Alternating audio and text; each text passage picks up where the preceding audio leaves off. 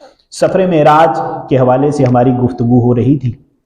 نبی کریم صلی اللہ تعالی علیہ وآلہ وسلم کا رب تبارک و تعالی کا دیدار کرنا یہ سفر معراج کا ایک جزو ہے۔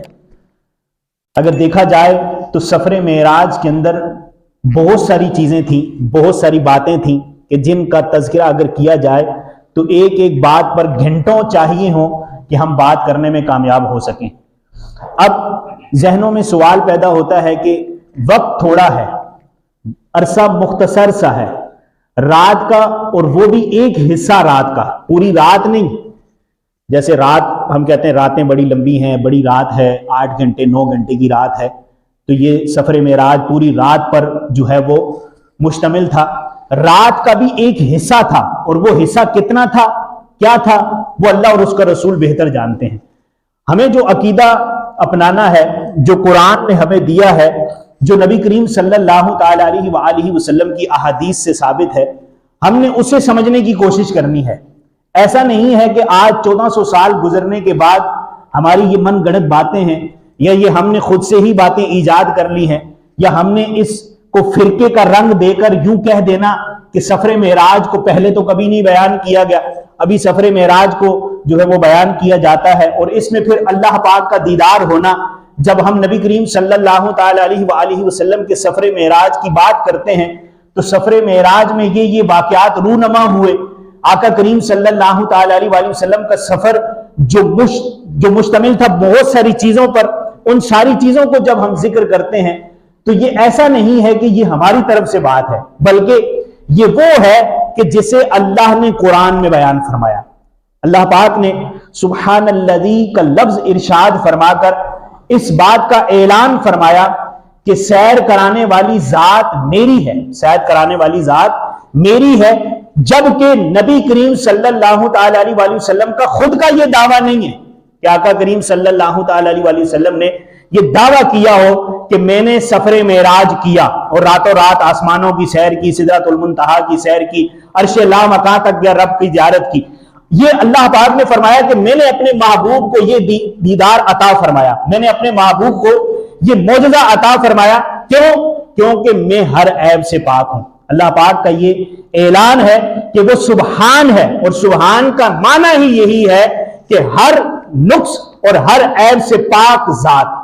تو اللہ پاک نے اس بات کا اعلان فرمایا۔ جب نبی کریم صلی اللہ تعالی علیہ وآلہ وسلم نے صبح اٹھ کر اعلان کیا اور لوگوں کو بتایا کہ میں نے راتوں رات سفر معراج کیا، اللہ پاک نے مجھے مسجد حرام سے مسجد اقصیٰ کی سیر کرائی اور مسجد اقصیٰ سے آسمانوں کی سیر کرائی، تو جو نہ ماننے والے تھے، جنہوں نے سفر معراج کا انکار کرنا تھا، منکرین معراج، مشرکین، منافقین، انہوں نے نبی کریم صلی اللہ تعالی علیہ وآلہ وسلم کے اس دعوے کو جھٹلایا اور کہا کہ آپ جھوٹے ہیں، معاذ اللہ، آپ اتنا بڑا دعویٰ کیسے کر سکتے ہیں، اور یہ انسانی عقل میں آنے والی بات نہیں ہے کہ آپ راتوں رات آسمانوں کی سیر کر کے رب کا دیدار کر کے واپس بھی آ گئے۔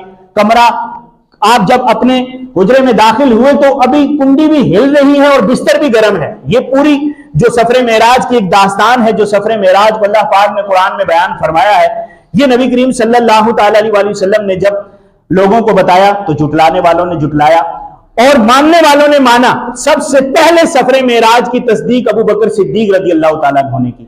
جب آپ کے پاس لوگ گئے اور لوگوں نے کہا کہ آپ کے آقا نبی کریم صلی اللہ تعالی علیہ وآلہ وسلم کیوں دعویٰ کر رہے ہیں، تو صدیق اکبر رضی اللہ تعالیٰ عنہ نے ایک ہی بات ارشاد فرمائی۔ آپ نے فرمایا اگر رسول اللہ کہہ رہے ہیں، اگر اللہ کے حبیب کہہ رہے ہیں، اگر اللہ کے آخری نبی صلی اللہ تعالی علیہ وآلہ وسلم کہہ رہے ہیں تو آپ صادق ہیں، آپ امین ہیں، آپ سچے ہیں، آپ جو کہہ رہے ہیں وہ حق ہے اور وہ سچ ہے۔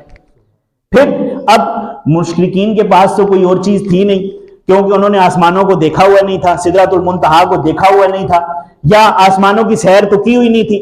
انہوں نے آقا کریم صلی اللہ تعالی علیہ وآلہ وسلم کو امتحان میں ڈالنے کے لیے آپ سے سوال کیا کہ بیت المقدس کے حوالے سے ہمیں بتائیں، کیونکہ انہوں نے بیت المقدس دیکھی ہوئی تھی، اور نبی کریم صلی اللہ تعالی علیہ وآلہ وسلم کا یوں ظاہری طور پر اس سفر معراج سے پہلے بیت المقدس کا سفر نہیں ہوا تھا۔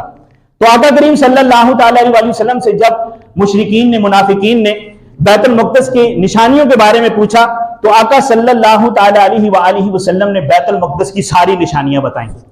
روایت کے اندر آتا ہے کہ بعض چیزیں حضور صلی اللہ تعالی علیہ وآلہ وسلم کو بھول گئی تھی. جیسا کہ ہم پہلی دفعہ کسی جگہ پہ جائیں تو ہم تھوڑی ساری چیزیں یاد رکھتے ہیں. اب انہوں نے الٹے سیدھے سوالات کیے. اس کے دروازے کتنے ہیں بیت المقدس کے, وہاں پر جو ہے وہ پلر کتنے ہیں, پنکھے کتنے, وہ جو وہاں کی جو چیزیں تھیں ان کے حوالے سے انہوں نے جو ہے وہ پوچھا. تو نبی کریم صلی اللہ تعالی علیہ وآلہ وسلم کے متعلق اللہ پاک نے آپ صلی اللہ تعالی علیہ وآلہ وسلم کو یہ معجزہ عطا فرمایا تھا.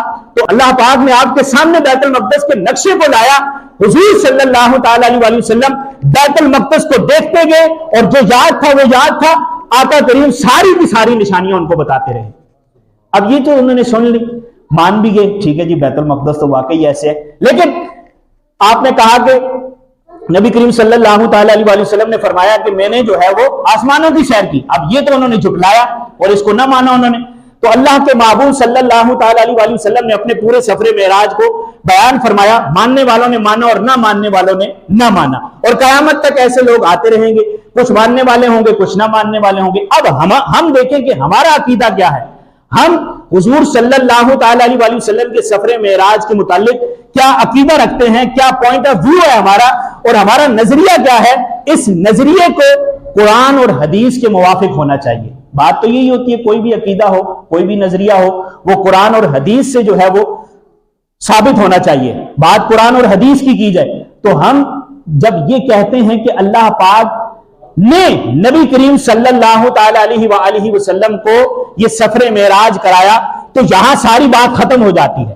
کیوں کہ وہ رب قادر ہے جس نے 6 دنوں میں زمین اور آسمان, بلکہ دنوں کو 6 دنوں میں اللہ پاک نے کائنات کو تخلیق فرمایا. اب اس کائنات کے اندر کتنے ستارے ہیں, کتنے جو ہے وہ زمین پر چلنے والی چیزیں ہیں, زمینی چیزیں ہیں, آسمانی چیزیں ہیں. آسمان بغیر پلر کے اللہ پاک نے تخلیق فرمایا.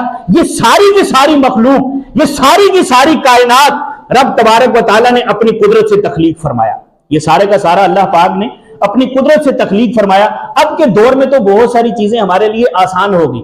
اب کے دور میں اگر ہم کہیں کہ راتوں رات اتنا سفر ہونا اور راتوں رات آسمانوں کی سیر ہونا اور طویل سفر ہو جانا اور پھر واپس بھی آ جانا, یہ عقل میں اس وقت تو ٹھیک ہے, لوگ سمجھتے تھے کہ عقل میں نہیں آ رہا, لیکن اب عقل میں ہمیں آئے گا. کیوں آئے گا کہ سائنس کی یہ تحقیق ہمارے سامنے ہے.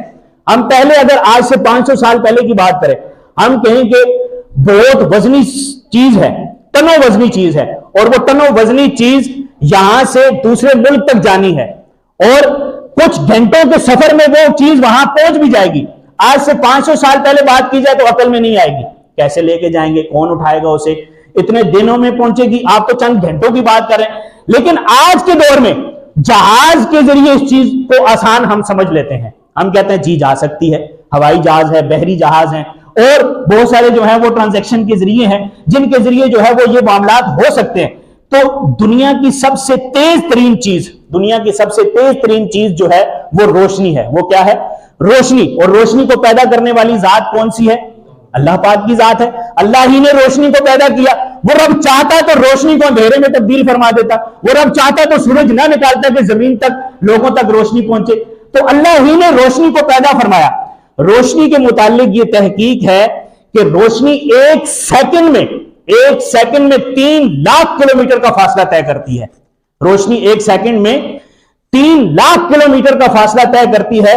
تو جو رب روشنی کو اتنی طاقت اور اتنی قدرت دیتا ہے کہ وہ ایک سیکنڈ میں 3 لاکھ کلومیٹر کی مسافت طے کر لے, تو وہ رب اپنے پیارے محبوب صلی اللہ تعالی علیہ وآلہ وسلم کو یہ قدرت عطا نہیں فرما سکتا کہ وہ راتوں رات آسمانوں کی سیر کریں, سدرۃ المنتہا تک جائیں اور پھر واپس بھی آ جائیں. اب یہاں کچھ عقلی دلائل ہیں, کچھ نقلی دلائل ہیں, کچھ عقل میں آنے والی چیزیں ہیں, کچھ قرآن اور حدیث سے ثابت ہے. قرآن کی اگر بات کریں تو قرآن مجید فرقان حمید کے اندر سورہ نجم کے اندر اللہ پاک نے نبی کریم صلی اللہ تعالی علیہ وآلہ وسلم کے سفر معراج کو اپنے دیدار سے اپنا دیدار جو سفر معراج میں عطا فرمایا, اس سے رب نے خود ذکر فرمایا ما کذب الفؤاد ما رأى, کہ جو آنکھ نے دیکھا اس کی دل نے تصدیق کی, اور تم اس چیز کو کیوں جھٹلاتے ہو جس کا نبی جو ہے وہ دعویٰ کرتے ہیں. اور پھر اگر قرآن کے حوالے سے ہم بات کریں، قرآن کے اندر ہم اور دلائل دیکھیں کہ جن دلائل کے اندر ہمیں اس بات کا ثبوت ملے کہ جو رب قدرت رکھتا ہے، جو رب طاقت رکھتا ہے، وہ رب جو چاہے کر سکتا ہے. جیسا کہ حضرت عزیر علیہ السلام کا بڑا پیارا واقعہ قرآن کے اندر بیان فرمایا گیا. حضرت عزیر علیہ السلام ایک دفعہ ایک سفر کر رہے تھے. سفر کرتے کرتے آپ ایک جگہ رکے، دیکھا کہ بستی منہ کے بل الٹی ہوئی ہے. بستی جو ہے وہ جیسے پہلے کے دور میں عذابات نازل ہوتے تھے، اللہ پاک بستیوں کو الٹا دیتا تھا، بستیوں کو ملیاں میٹ کر دیتا تھا. حضرت عزیر علیہ السلام نے دیکھا کہ وہ بستی الٹ ہوئی ہے اور اس کے لوگ جو ہے وہ مردہ ہو چکے ہیں. آپ کے ذہن میں ایک سوال آیا، آپ کے ذہن میں یہ خیال آیا کہ یہ بستی الٹ ہو چکی ان کے گناہوں کے سبب، ان کا گناہ تھا پورا ہو گیا، بس مر گئے، یہ دوبارہ زندہ کیسے ہوں گے؟ اللہ پاک نے آپ کو اپنی قدرت کا شاہکار دکھایا. آپ کے پاس ایک گدھا تھا، چند کھانے کی چیزیں تھی اور پانی تھا آپ کے پاس. وہ گدھا اور پانی اور وہ چند کھانے کا سامان جو آپ کے پاس تھا، اللہ پاک نے آپ کو اپنی قدرت کا شاہکار یوں دکھایا کہ آپ علیہ السلام کو اللہ پاک نے اس وقت موت عطا فرما دی. اس وقت اللہ پاک نے آپ کو موت عطا فرما دی اور 100 سال تک اللہ پاک نے آپ کو موت کی حالت میں رکھا. 100 سال تک اللہ پاک نے آپ کو موت کی حالت میں رکھا اور اس 100 سال کے عرصے میں جو آپ کے پاس پانی تھا وہ صحیح سالم تھا، وہ ویسے ہی اللہ پاک نے رکھا، اور جو کھانے کی چیز تھی وہ بھی اللہ پاک نے ویسی ہی رکھی. آپ 100 سال کے بعد اٹھے، لیکن جو آپ کا گدھا تھا اس گدھے کو اللہ پاک نے موت عطا کی، اس گدھے کو موت دی اور وہ اس کی ہڈیاں بھی راکھ ہو چکی تھی، ہڈیاں بھی جو ہے وہ ختم ہو چکی تھی. جب وہ اٹھے، اللہ پاک نے آپ سے سوال کیا، اے عزیر تم کتنا سوئے ہو، کتنا جو ہے وہ مردہ ہوئے؟ آپ نے کہا شاید ایک رات یا ایک دن گزرا ہے. اللہ پاک نے فرمایا اے عزیر تمہیں میں نے 100 سال تک مردہ رکھا. اے عزیر میں نے تمہیں 100 سال تک مردہ رکھا.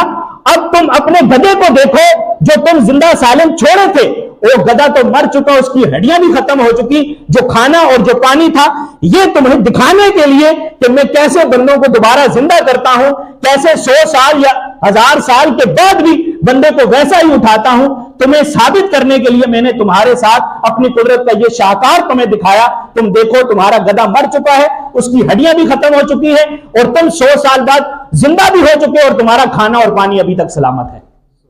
آپ علیہ السلام نے اللہ پاک کی یہ قدرت دیکھی اور پھر اللہ کی بارگاہ میں سوال کیا. قرآن میں موجود ہے، اللہ پاک کی بارگاہ میں سوال کیا تو اللہ پاک نے اس گدھے کو بھی دوبارہ زندہ فرمایا اور اللہ پاک نے فرمایا کہ میں جو ایک دفعہ کسی کو مردہ کرتا ہوں تو دوبارہ طاقت دینا بھی میرے ہی اختیار میں ہے. جب بغیر وجود کے میں بندے کو زندہ کر سکتا ہوں تو ایک بندہ جب مردہ ہو جائے تو اس کا تو وجود ہی ختم ہو گیا، اس کا وجود تو موجود ہے.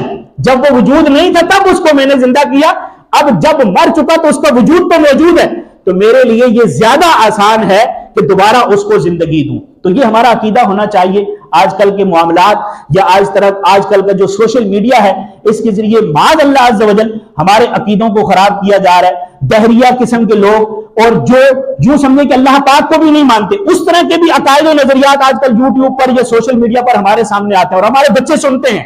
ہمیں اس چیز کو دیکھنا ہے کہ ہمارے بچے کیا سن رہے ہیں، ہم کیا سن رہے ہیں، ہم کس کے پیچھے جا رہے ہیں. اللہ پاک اپنی قدرت کے شاہکار ہمیں عطا فرمائے.